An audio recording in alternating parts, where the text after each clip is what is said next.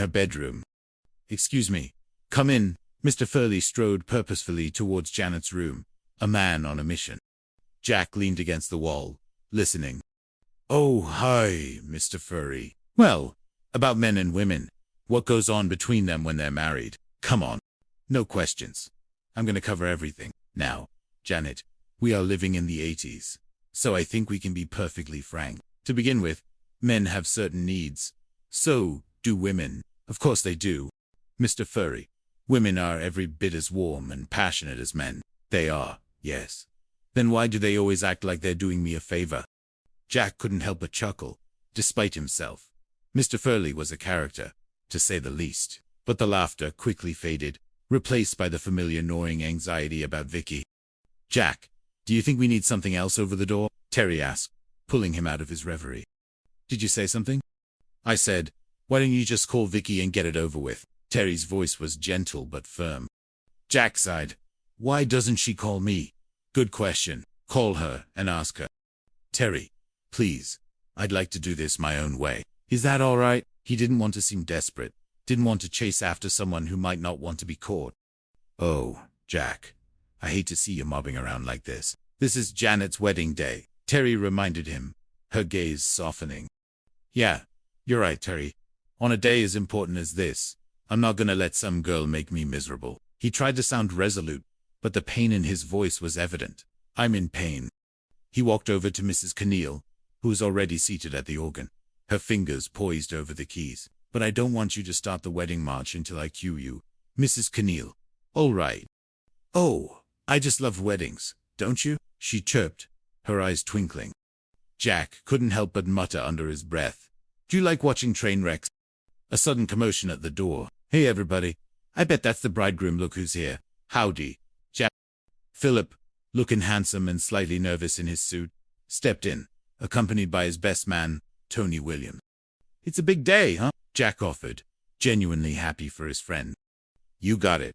"Oh, Jack, this is my best man, Tony Williams." "Hi, welcome." "Thank you. I'll go tell Janet you're here." Jack headed towards Janet's room, a brief reprieve from his own troubles. "Okay, great. It's me. Can I come in?" he called out. "Yes, Terry, just make sure it's like straight across the bottom." So Janet's voice was muffled, but Jack could hear the excitement. He pushed the door open, and his breath caught. Janet, in her long white gown, looked absolutely breathtaking. Her face was flushed, her eyes shining. "What's the matter?" "Oh, Janet, you look so beautiful." Jack's voice was thick with emotion. Janet's eyes welled up. "Oh, Jack Tripper, if you make me cry, I'm gonna kill you." He quickly recovered. "I just wanted to tell you Philip's out there." "Oh, then I'm not gonna kill you." She laughed, a nervous, happy sound. "Are you happy, Janet?" Jack asked, searching her face. "Yes, Jack, I am. But I'd be even happier if Vicky was here." Her words, innocent as they were, twisted the knife in Jack's heart. "So would I," he admitted, a quiet longing in his voice. "The minister's here. Are you ready?" Mr. Furley's voice boomed from the doorway, his face alight with the importance of his role. "Mr. Furley, just a few minutes." "Right, Jack." "Terry, I wanted to," Janet started, her gaze sweeping over her two best friends. "How many minutes?" "2, 3, Mr. Furley interjected, already impatient. "Mr. Furley, take as long as you want," Jack snapped, a rare flash of anger at the landlord's insensitivity. Janet smiled, a genuine, heartfelt smile. Janet, you were saying?" "Oh, well, I just wanted to tell the two of you that you guys are the very best friends. I just wanted to say how much you mean to me." Her voice was thick with emotion. "Janet." "Yes, Terry, shut up and get married." Terry, ever practical, cut through the sentimentality, a fond smile on her face. Janet laughed, wiping a tear from her eye. "Well, is she ready?" "Is she ready? She's ready. She's ready. Get ready, everybody. Now the wedding's about to start." The apartment buzzed with anticipation. Mrs. Keneal poised her fingers over the organ keys. Philip stood at the makeshift altar, a nervous but happy grin on his face. Jack took his place, ready to give Janet away. "Listen, we're having a Vicky, Jack. We've got to talk." The voice, sudden and urgent, sliced through the air, freezing everyone in place. Jack's head snapped up. Vicky! She stood in the doorway, her hair slightly disheveled, her eyes wide with a mixture of distress and determination. I'm sorry. I didn't know. She turned to leave, her face flushed with embarrassment. Vicky, we do have to talk. Okay, just a second. Mrs. Connell, take 5. Jack called out, his heart leaping into his throat. He couldn't let her leave again. Not like this. He hurried towards her, the whispers of the guests a low hum in the background. Excuse me. Oh my God. I walked in on Janet's wedding. Vicky's face was a mask of mortification. It's all right. It's all right. Jack tried to reassure her, his hand gently on her arm. Oh, no. I shouldn't have come here. She pulled away, her eyes darting around the room. Why did you? Jack asked, his voice low, his gaze steady. To find out why you're trying to get rid of me. Get rid of you? Yes. I thought we meant something to each other. We do. Well, then why do you want me to take that job in Houston? Her voice was raw with hurt and confusion.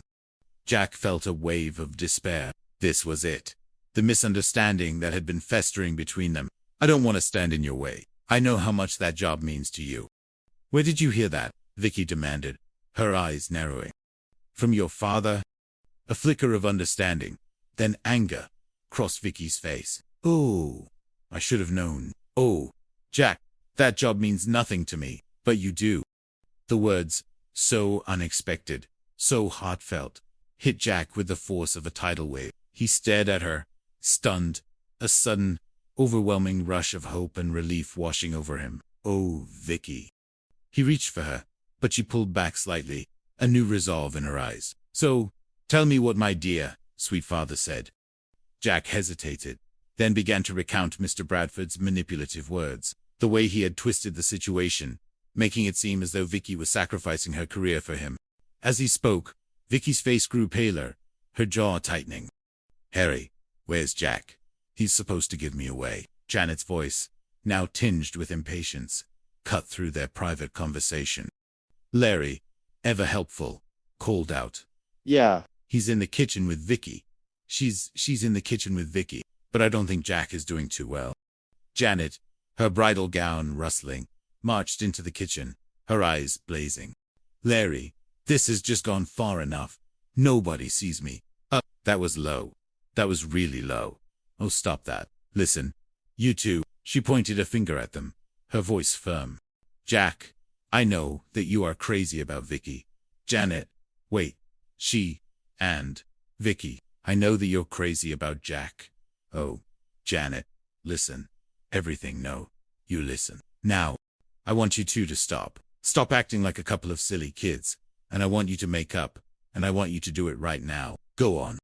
Jack looked at Vicky, then back at Janet, who stood there, an improbable, determined Cupid in a wedding dress. He couldn't help but smile. Well, what do you think? He asked Vicky, a lightness returning to his voice. I guess we better do what she says. Vicky's lips curved into a small, shy smile. I think you're right. Now, that's more like it. Janet beamed, satisfied. Janet, what are you doing standing around? You're supposed to be getting married. Come on. She turned and hurried back to the living room. Oh, my God. Nobody sees me now either, Larry wailed from the corner, his plea for attention lost in the renewed wedding buzz. Jack took Vicky's hand, his thumb gently stroking her skin. The misunderstanding had been cleared, the tension between them broken. In its place, a fragile hope began to bloom. The wedding, it seemed, had served a purpose far beyond Janet's vows. Chapter 3. Misunderstandings and Mismatched Desires. The wedding ceremony, once stalled, now resumed with a renewed sense of purpose and joy. Jack, his heart feeling lighter than it had in days, took his place beside Janet, ready to give her away. The minister, a kind-faced man with a gentle smile, began the solemn words. Dearly beloved, we are gathered here today in the sight of God to join together this man and this woman in holy matrimony. Who gives this woman to be wed to this man? Jack cleared his throat, a lump forming in it. Well, normally it would be Janet's father, but since he's not here, he looked at Janet, a deep affection in his eyes. You just say, I do. I do. Janet's voice was clear and strong, filled with love. the minister